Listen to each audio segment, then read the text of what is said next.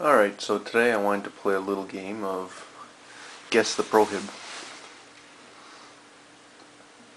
I've stripped down a prohibited firearm. Well, it's a firearm kit, which is why you don't see the receiver there. Because if I had the receiver, then not having a prohibited firearms license, I would be breaking the law.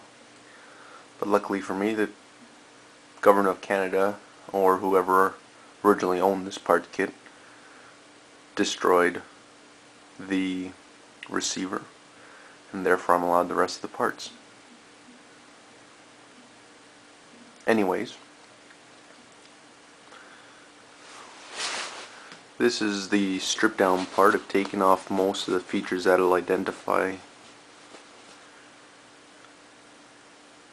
the firearm quickly.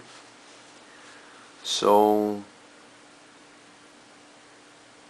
I'll show you the parts that are here and see if you can figure out what firearm this is and why it's prohibited. Anyways, hope you enjoy this. Start with the barrel. Got a barrel nut on it for screwing it to the receiver. Standard 22 long rifle. Not shorts, not long, no subsonic. Just a standard 22 long rifle. Barrel length doesn't really change anything on this one here because when it's all assembled it is over the minimum. And as you see, it's the same length as most barrels that you'll get 22s with. Here's the trigger assembly and the bolt. First off, it does fire from a closed bolt. Bolt does look a lot like a 1022 bolt. Obviously there are some differences, but the spring and everything works the same way. There's a nice little safe and fire on here. Triggers there. As I said, closed bolt. We'll pull the bolt off. Little buffer in the back. I am missing the the ejector that goes across there. I didn't bother taking it out. Anyways, so that's your bolt and charging handle. And here is what's left of the pistol grip, I guess you would call it, or the trigger assembly.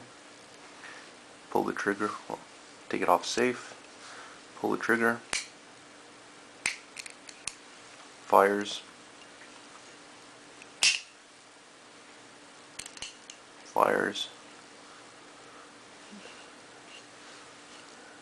no full auto switch on it, so we'll take that off and I'll hold the trigger down.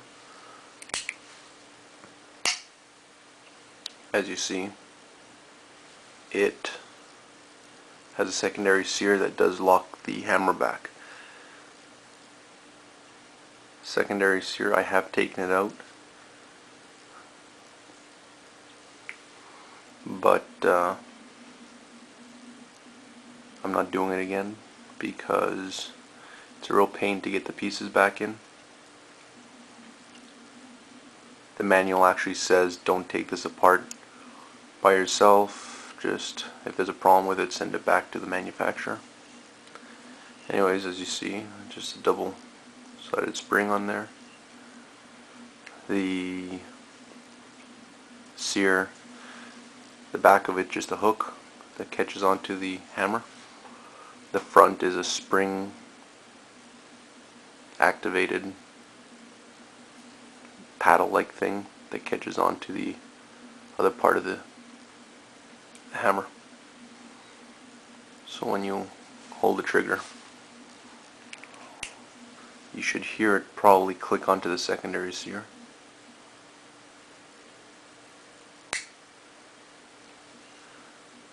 And now if I release, it'll go from the secondary sear to the primary sear.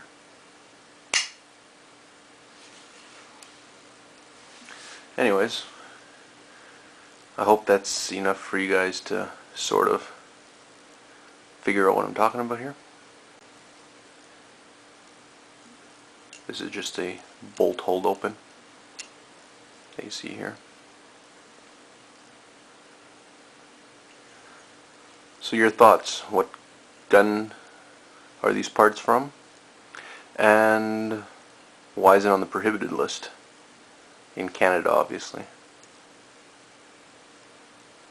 Anyways, thanks for watching, and leave your answers in the comment section.